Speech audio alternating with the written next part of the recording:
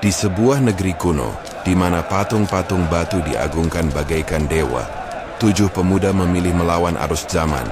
Mereka tak tahu, keputusan itu akan membuat mereka tertidur ratusan tahun, hanya untuk bangun di dunia yang sama sekali berbeda. Inilah kisah Ashabul Kahfi, kisah nyata yang membelah waktu dan menyimpan rahasia kebangkitan. Di sebuah lembah subur yang dikelilingi pegunungan tinggi, berdirilah sebuah kerajaan megah. Negeri itu dikenal sebagai pusat perdagangan dan kebudayaan. Jalan-jalan dipenuhi pedagang dari berbagai bangsa, membawa kain sutra dari timur, rempah dari selatan, dan perhiasan emas dari barat.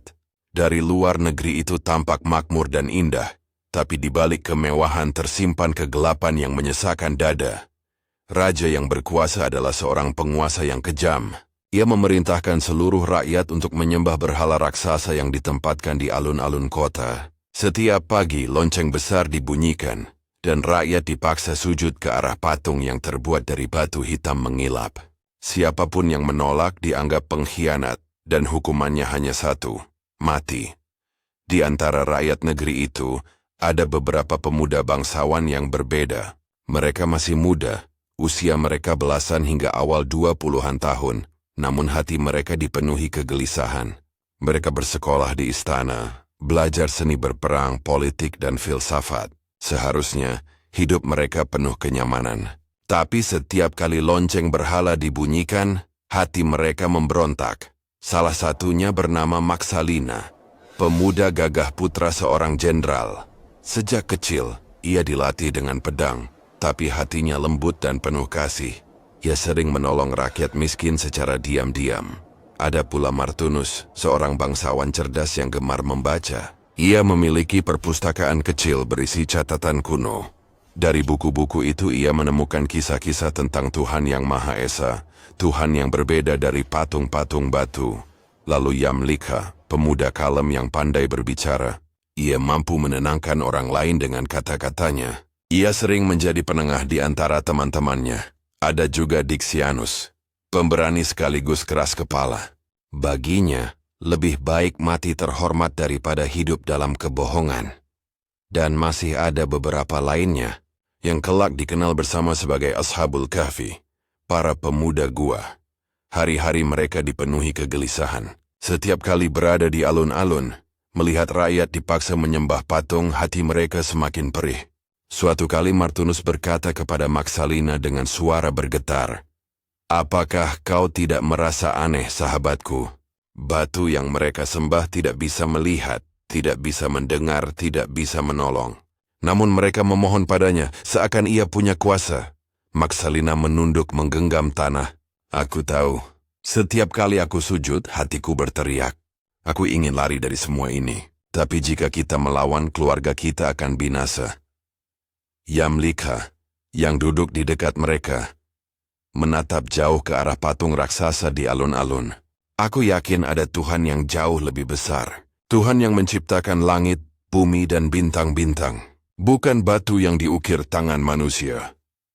Mereka saling berpandangan. Dalam hati masing-masing merasa lega. Ternyata bukan hanya dirinya yang merasakan kegelisahan itu. Ada orang lain, ada saudara seiman dalam diam. Malam itu di sebuah taman sunyi di luar kota mereka kembali berkumpul. Bulan bersinar terang, angin malam membawa aroma bunga liar. Di antara suara jangkrik, mereka berdiskusi dengan penuh hati-hati. Dixianus berbicara dengan lantang, "Aku tidak peduli. Raja boleh memiliki 1000 pedang, 1000 algojo, tapi aku tidak akan tunduk pada batu mati. Jika aku harus mati, biarlah. Hidup dalam dusta lebih hina daripada mati dalam kebenaran." Martunus menenangkannya. "Jangan gegabah, saudaraku. Kita harus bijak. Jika kita menantang secara terbuka, kita akan mati sia-sia. Tetapi jika kita bersatu, mungkin Allah akan menunjukkan jalan." Yamlika menambahkan dengan suara lembut, "Benar, aku yakin ada hikmah di balik kegelisahan kita. Tuhan tidak mungkin menanamkan keyakinan ini sia-sia. Pasti ada rencana besar." Mereka semua terdiam sejenak mendengarkan suara malam. Hati mereka terasa ringan. Untuk pertama kalinya, mereka bisa berbicara jujur tanpa rasa takut. Setelah lama berdiskusi, mereka memutuskan untuk berdoa.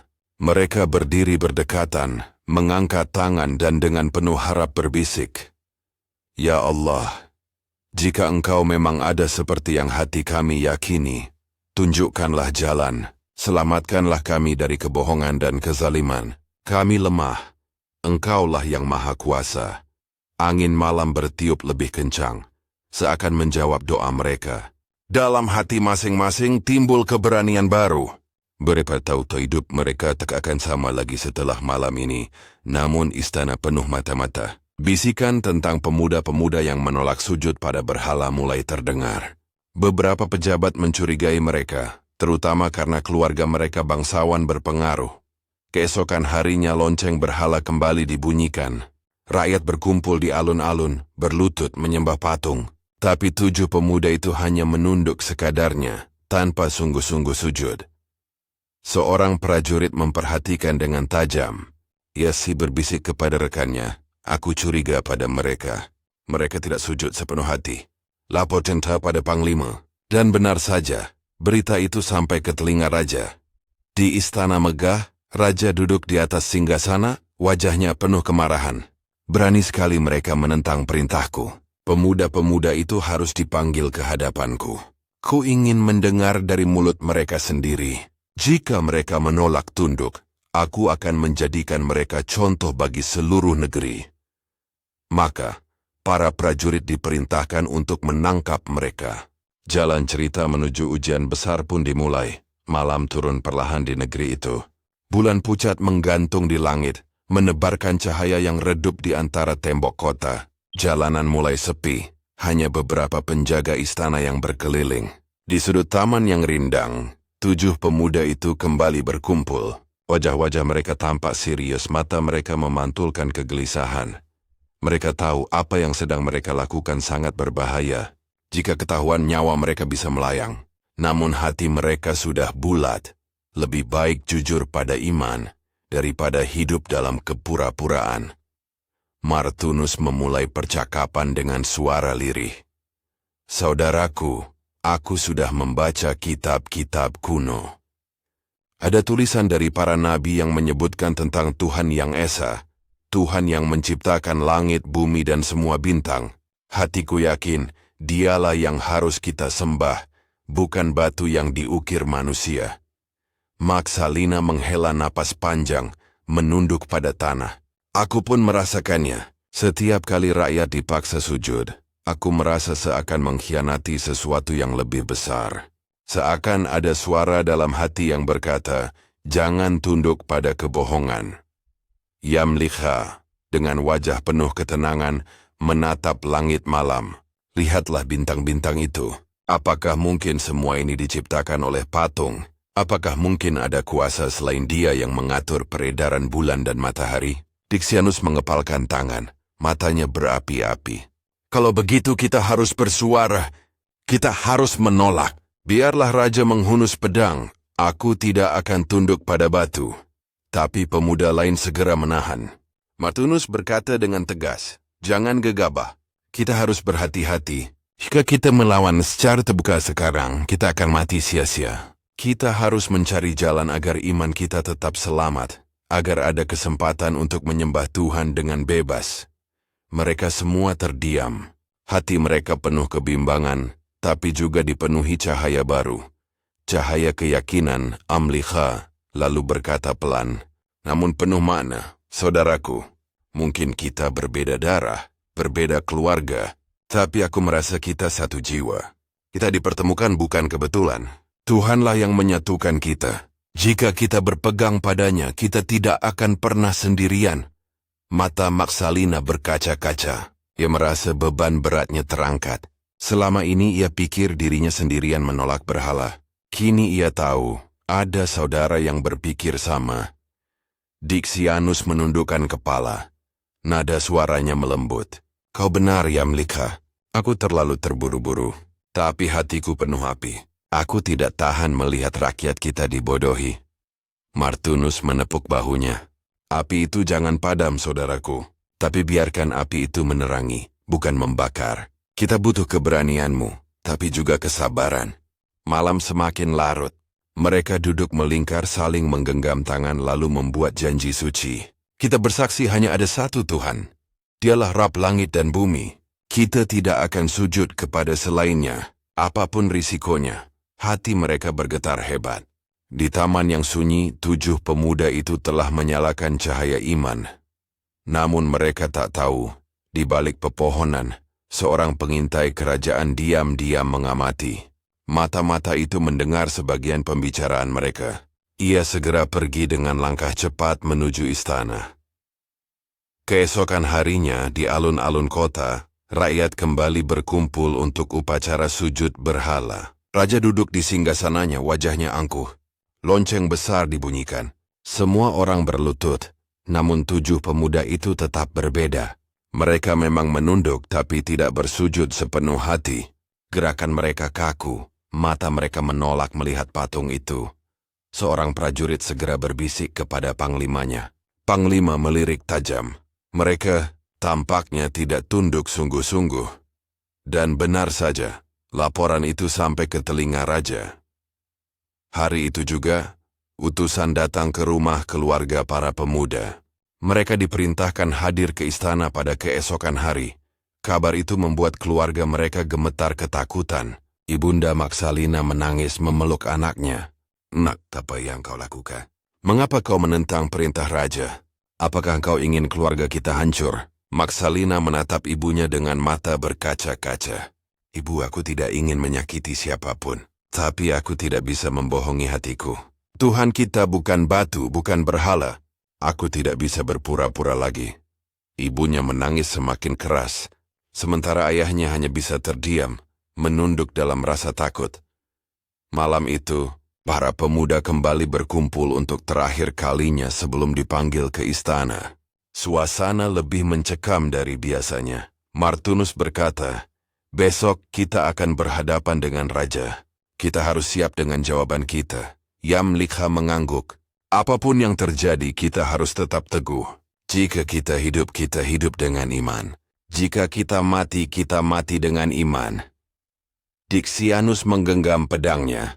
"Aku siap mati, asal bukan mati dalam sujud pada batu." Mereka semua mengangguk. Malam itu, doa mereka lebih panjang dari biasanya. Air mata jatuh, dada mereka penuh keyakinan. Fajar menyingsing. Matahari terbit perlahan. Suasana kota tegang. Rakyat mendengar kabar bahwa raja akan mengadili sekelompok pemuda bangsawan yang menolak menyembah berhala. Di istana megah, tirai emas digantungkan, lantai marmer dipoles mengkilap. Raja duduk di singgasana, wajahnya penuh murka. 7 pemuda itu masuk dengan kepala tegak. Warakat mereka berdebar, wajah mereka tenang. Mereka tahu, ini adalah ujian besar dari Allah. Dan ujian itu baru saja dimulai. Istana megah itu berdiri bagai gunung yang tak tergoyahkan. Pilar-pilar tinggi menjulang, dihiasi ukiran emas dan batu mulia. Lantai marmer putih berkilau, memantulkan sinar mentari yang masuk melalui jendela-jendela besar. Namun di balik kemegahan itu udara terasa berat, seolah-olah ada sesuatu yang menekan dada. Di ujung aula, di atas singgasana berlapis emas, duduklah sang raja. Tubuhnya besar, wajahnya keras, sorot matanya tajam bagaikan elang. Di sisi kanan dan kiri, para pejabat dan pendeta berhala berbaris, sementara prajurit bersenjata tombak berdiri tegak menjaga. Hari itu bukan hari biasa. Rakyat berdesakan di luar istana, ingin tahu kabar tentang 7 pemuda bangsawan yang berani menentang ritual penyembahan berhala. Desas-desus telah menyebar ke seluruh negeri. Sebagian mencibir, sebagian kagum, sebagian lagi takut kalau kemurkaan raja turun pada seluruh kota. Pintu besar istana terbuka. 7 pemuda itu melangkah masuk. Langkah mereka pelan, namun mantap. Wajah mereka tenang, meski jantung berdegup kencang. Di dalam hati mereka berdoa, "Ya Allah, kuatkan kami di hadapan tirani ini." Raja menatap mereka lama lalu mengangkat tangannya. "Kalian adalah anak-anak bangsawan. Kalian mendapat pendidikan terbaik, harta dan kehormatan. Namun aku mendengar kabar yang mengkhawatirkan. Kalian tidak sungguh-sungguh menyembah dewa kita. Apakah itu benar?" Suara raja menggema membuat aula berguncang. Semua mata tertuju pada para pemuda itu. Yamlika, yang dikenal tenang, maju setapak. Ia menunduk hormat, lalu berkata dengan suara jelas, "Wahai Raja, kami menghormati engkau sebagai penguasa negeri. Tapi kami tidak bisa membohongi hati kami. Tuhan kami bukan batu, bukan patung yang dibuat tangan manusia. Tuhan kami adalah pencipta langit dan bumi, Rabb yang Maha Esa." Aula seketika gaduh. Para pendeta berteriak marah, sebagian pejabat saling berbisik. Sorot mata raja berubah tajam seperti pedang. "Apa yang kau katakan, anak muda?" bentaknya. "Apakah kau berani menghina dewa-dewa leluhurmu?" Dixianus melangkah maju dengan gagah, suaranya lantang. "Kami tidak menghina, wahai raja. Kami hadap intelektual. Patung itu tidak memberi makan, tidak memberi minum, tidak menghidupkan, tidak mematikan. Mengapa kami harus bersujud pada benda mati?" Seisi aula terdiam. Kata-kata itu menusuk jantung setiap orang yang mendengarnya. Raja menahan amarahnya, lalu tiba-tiba tersenyum sinis. Kalian masih muda. Aku bisa memaafkan. Jika kalian bersujud sekarang, aku akan memberimu jabatan tinggi, harta berlimpah, bahkan menikahkan kalian dengan putri bangsawan. Kalian bisa hidup nyaman, lebih mulia daripada siapapun di negeri ini. Ia mencondongkan tubuh, suaranya menekan. Tapi jika kalian menolak, kalian akan mati dengan cara paling hina. Aku akan menjadikan tubuh kalian makanan burung gagak. Pemuda-pemuda itu saling berpandangan. Hati mereka bergetar, bukan karena takut, tapi karena ujian itu begitu berat. Martunus melangkah maju, menatap raja dengan sorot mata penuh keberanian. "Wahai raja, kami tidak butuh harta, tidak butuh jabatan, tidak butuh wanita. Kami hanya butuh keridaan Allah. Dunia ini sementara, akhiratlah yang abadi. Engkau bisa mengambil nyawa kami, tapi engkau tidak bisa mengambil iman kami." Suasana kembali gaduh. Para pendeta menutup telinga, prajurit menggertakkan tombak. Namun di tengah hiruk-pikuk itu, wajah para pemuda tetap teguh. Raja berdiri dari singgasananya. Jubah emasnya berkibar, suaranya mengguntur. "Kalian berani menentang aku? Aku adalah bayangan dewa di bumi ini. Siapapun yang menolak tunduk padaku berarti menolak dewa." Ia mengangkat tangannya memberi tanda. Para prajurit maju selangkah, siap menangkap. Namun Yamlika mengangkat suaranya sekali lagi, tenang tapi tegas. "Engkau bukan bayangan dewa, wahai raja. Engkau hanya manusia. Engkau makan dari tanah. Engkau minum dari air dan engkau pun akan mati. Tuhan yang kami sembah lebih besar daripada singgasana dan kerajaanmu." Kata-kata itu membuat wajah raja memerah karena murka. "Tangkap mereka!" teriaknya. Prajurit maju, tapi tiba-tiba salah seorang penasihat tua berbisik di telinga raja. Ia mengingatkan bahwa mereka adalah putra bangsawan berpengaruh. Jika mereka dibunuh langsung, bisa timbul pemberontakan. Raja merenung sebentar, lalu menahan tangannya. "Baiklah, aku beri kalian waktu 3 hari. 3 hari untuk berpikir. Jika setelah itu kalian tidak bersujud pada dewa, maka aku sendiri yang akan menghukum kalian di depan seluruh rakyat." Ia menatap tajam, matanya berkilat penuh ancaman. "Pergilah, tapi ketahuilah, mata-mataku akan selalu mengawasi." Para pemuda itu pun diusir keluar istana. Ketika mereka keluar, wajah-wajah rakyat menatap penuh heran. Ada yang mencibir, ada yang kagum, ada pula yang takut.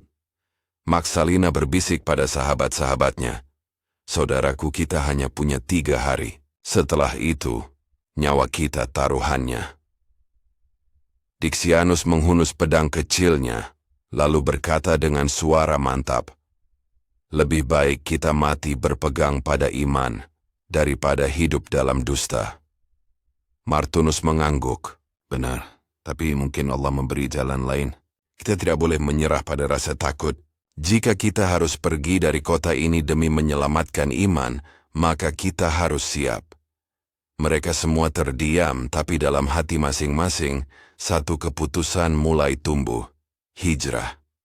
Malam itu, langit tampak kelam. Bintang-bintang yang biasanya berkelip, kini seakan bersembunyi di balik awan.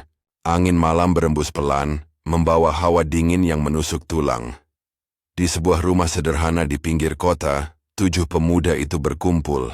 Lampu minyak menyala redup, memantulkan bayangan wajah-wajah mereka yang tegang. Yamlika membuka percakapan dengan suara pelan. Saudara-saudaraku, kita sudah mendengar ultimatum raja. 3 hari, hanya 3 hari. Setelah itu kematian menunggu jika kita tetap teguh. Martunus menatap sahabat-sahabatnya lalu berkata, "Aku lebih takut pada api neraka daripada pedang raja. Jika kita tinggal di kota ini, iman kita akan dipaksa tunduk. Hanya ada satu jalan, meninggalkan negeri ini." Dixianus mengangguk mantap. "Hijrah, kita harus pergi malam ini juga, sebelum mata-mata raja semakin ketat." Suasana hening sejenak. Mereka sadar hijrah bukan perkara mudah. Meninggalkan rumah, keluarga, dan seluruh kenyamanan bukanlah hal ringan, namun iman yang mereka pegang lebih berharga daripada semuanya.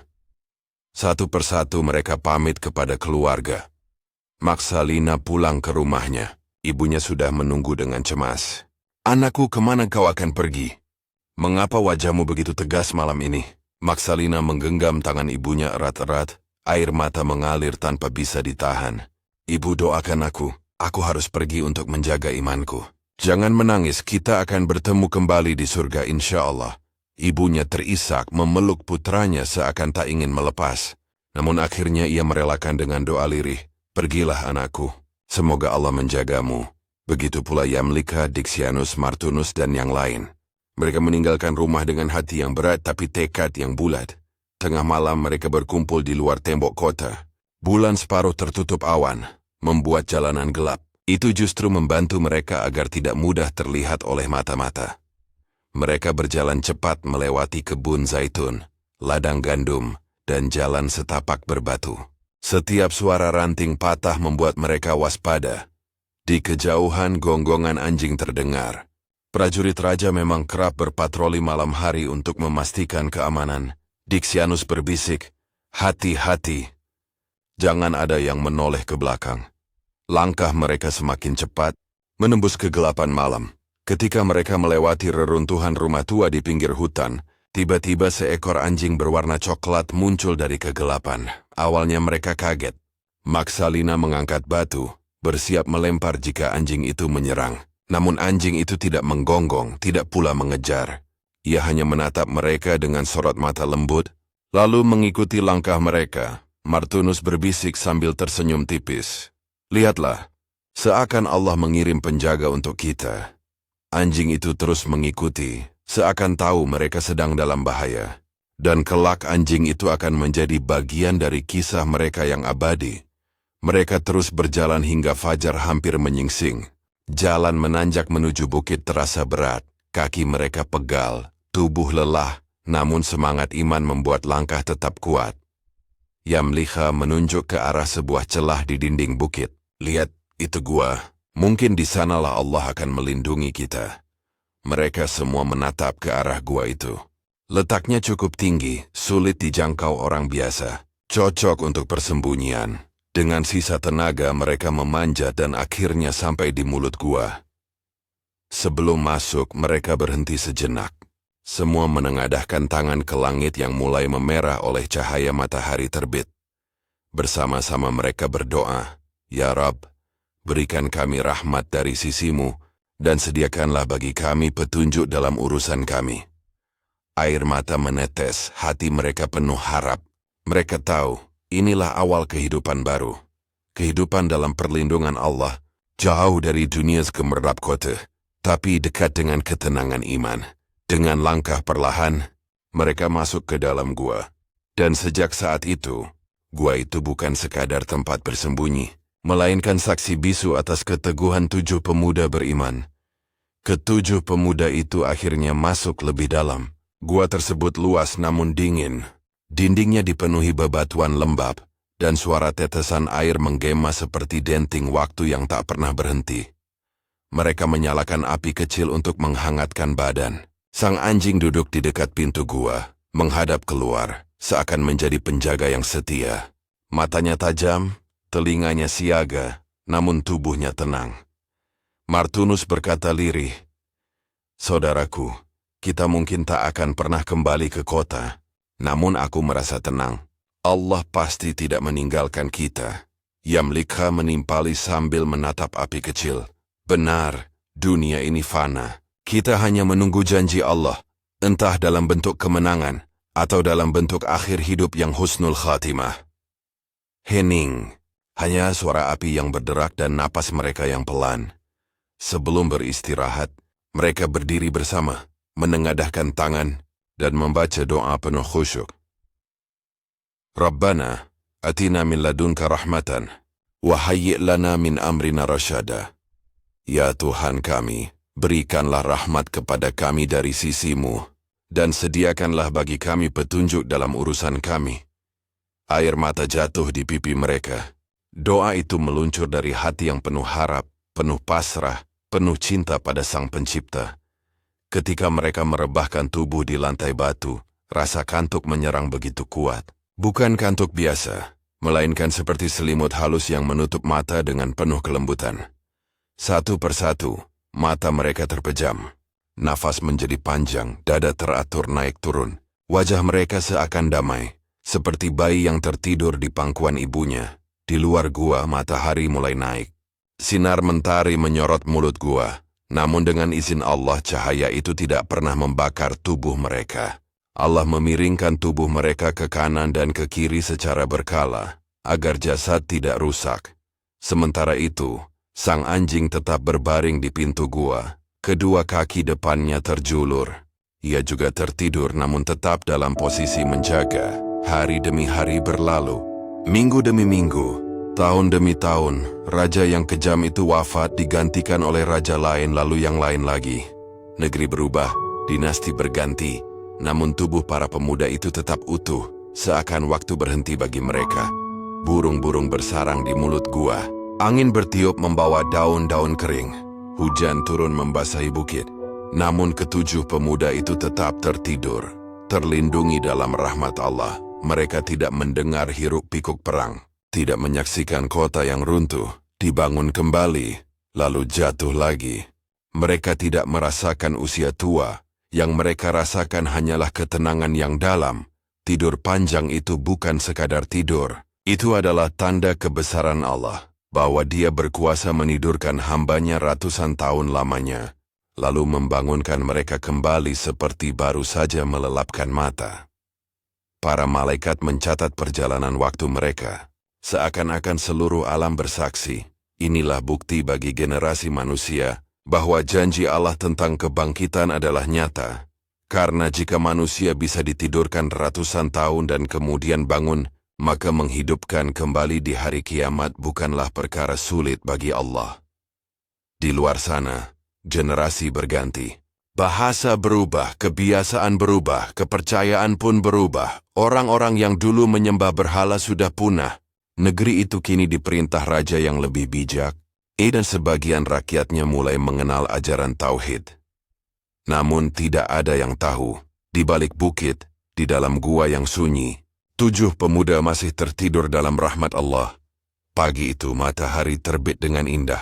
Cahaya lembut menembus celah mulut gua, menimpa wajah para pemuda yang telah tertidur panjang. Udara terasa berbeda, seakan ada kehidupan baru yang menyusup ke dalam ruang gelap itu.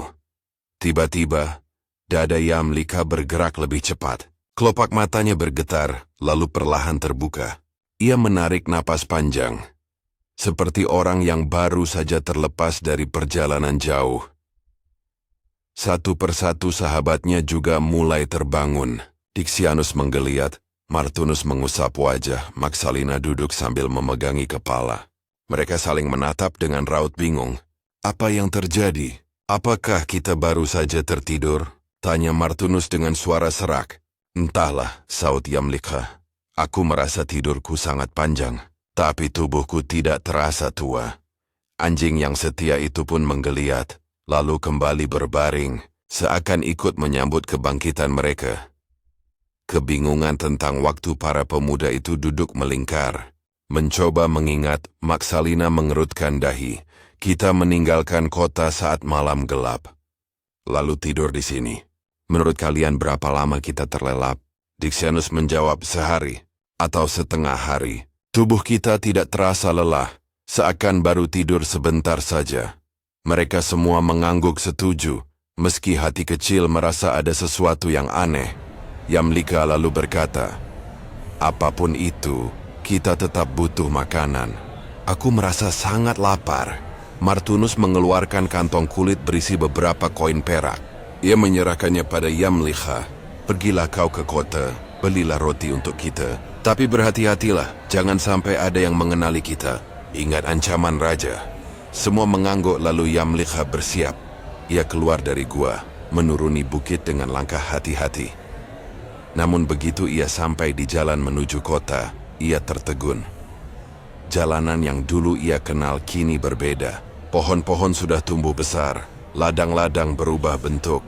Bahkan bangunan kota terlihat aneh, lebih kokoh, lebih megah, dengan gaya arsitektur yang belum pernah ia lihat sebelumnya. Yamlika terheran-heran. Apakah aku salah jalan? Atau inikah benar-benar kota kita? Ketika ia memasuki pasar, rasa herannya semakin besar. Orang-orang berbicara dengan bahasa yang mirip, tapi dengan logat yang agak berbeda. Pakaian mereka pun tidak seperti yang ia kenal. Ia mendekati seorang penjual roti. "Wahai tuan, berapa harga roti ini?" Penjual itu menatapnya aneh. "Dari mana engkau anak muda? Pakaianmu seperti dari zaman dahulu. Dan uang apa yang kau bawa ini?" Yamlika mengeluarkan koin perak yang ia bawa. Pedagang itu terperangah. "Astagfirullah! Ini uang kuno dari ratusan tahun lalu. Dari mana kau mendapatkannya?" Orang-orang di pasar segera berkerumun. Suara riuh terdengar. Ada yang menyangka Yamlika adalah penyihir. Ada pula yang menduga ia menemukan harta karun lama. Yamlika panik. Ia mencoba menjelaskan bahwa ia hanya datang dari gua dan baru tidur semalam. Tapi orang-orang menatapnya seakan ia gila. Kabar itu cepat sampai ke telinga pejabat kota. Yamlika pun ditangkap dan dibawa ke istana. Di hadapan raja yang berkuasa saat itu, Yamlika menceritakan kisah mereka. Bagaimana mereka menolak penyembahan berhala, melarikan diri lalu tidur di gua. Raja dan para ulama negeri itu terkejut. Mereka saling berpandangan lalu berkata, "Subhanallah, ini tanda kekuasaan Allah. Mereka adalah bukti nyata tentang hari kebangkitan, bahwa Allah mampu menghidupkan manusia setelah ratusan tahun." Seketika berita itu menyebar ke seluruh negeri. Orang-orang berdatangan, ingin melihat 7 pemuda beriman itu. Pertemuan yang menggetarkan Yamlika akhirnya diantar kembali ke gua, ditemani rombongan besar. Ketika sahabat-sahabatnya melihatnya datang bersama banyak orang, mereka cemas. Tapi Yamlika mengangkat tangannya menenangkan, "Saudaraku, jangan takut. Allah telah menyingkap rahasia kita. Negeri ini kini berbeda. Orang-orangnya sudah banyak yang beriman kepada Allah yang Esa."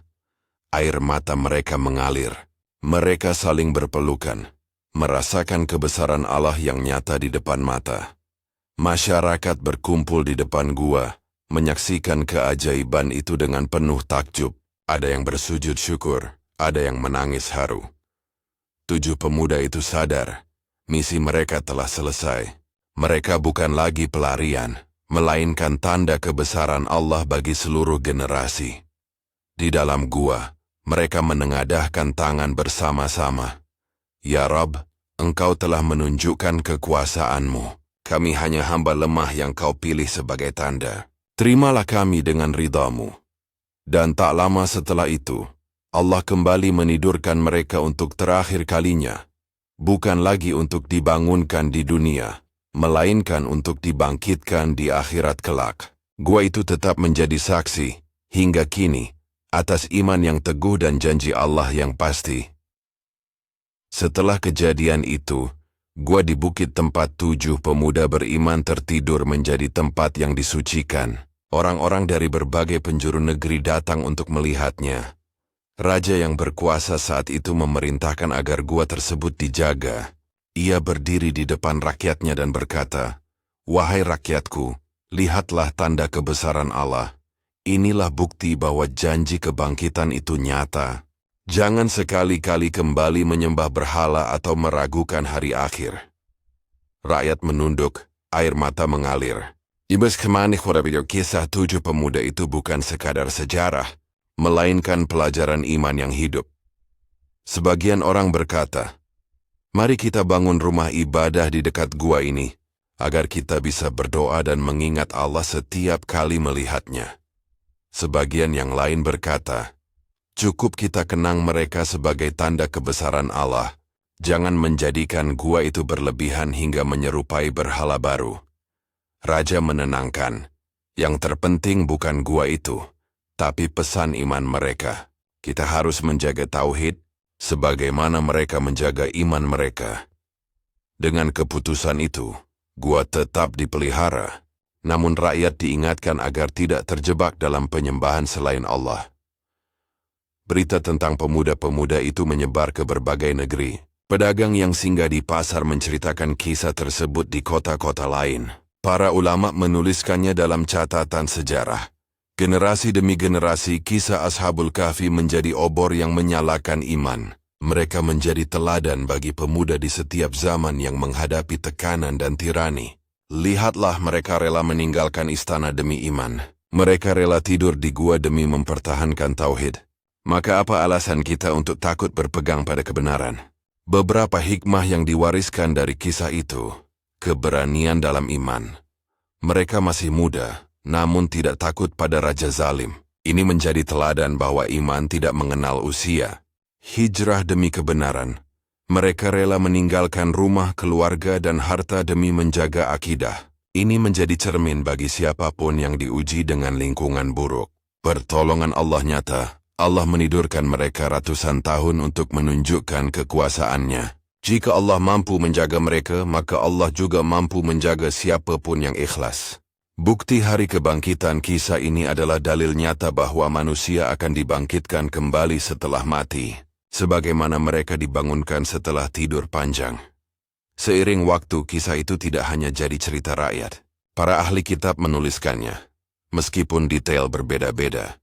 Ada yang menyebut jumlah mereka 7, ada yang menyebut lebih banyak. Namun yang pasti, pesan utamanya tidak pernah hilang. Teguhlah dalam iman meski seluruh dunia menentangmu. Hingga akhirnya, berabad-abad kemudian, kisah mereka diabadikan dalam wahyu Allah, Surah Al-Kahfi. Allah tidak menceritakan semua detail, tidak nama, tidak jumlah pasti, tidak tahun berapa, agar manusia fokus pada ibrah, bukan pada rincian. Kini setiap kali seorang muslim membaca surah Al-Kahfi di hari Jumat, ia mengingat kembali keteguhan 7 pemuda itu. Bukan sekadar kisah sejarah, tapi cermin diri. Apakah kita berani menolak kesyirikan di zaman modern? Apakah kita rela meninggalkan kenyamanan demi kebenaran? Apakah kita yakin bahwa janji Allah lebih nyata daripada gemerlap dunia? Ashabul Kahfi telah lama wafat. Tubuh mereka kembali ke tanah, namun nama mereka hidup selamanya. Mereka adalah saksi bahwa iman bisa menjungkirkan tirani, bahwa pemuda bisa menjadi cahaya di tengah kegelapan, dan bahwa Allah selalu bersama orang yang sabar dan teguh. Gua itu tetap berdiri, menjadi monumen tanpa suara. Namun setiap hembusan angin di mulut gua seakan berkata, "Ingatlah kami bukan siapa-siapa. Kami hanya hamba muda yang memilih Allah di atas segalanya. Maka pilihlah Allah, dan engkau pun akan bersama kami di surganya."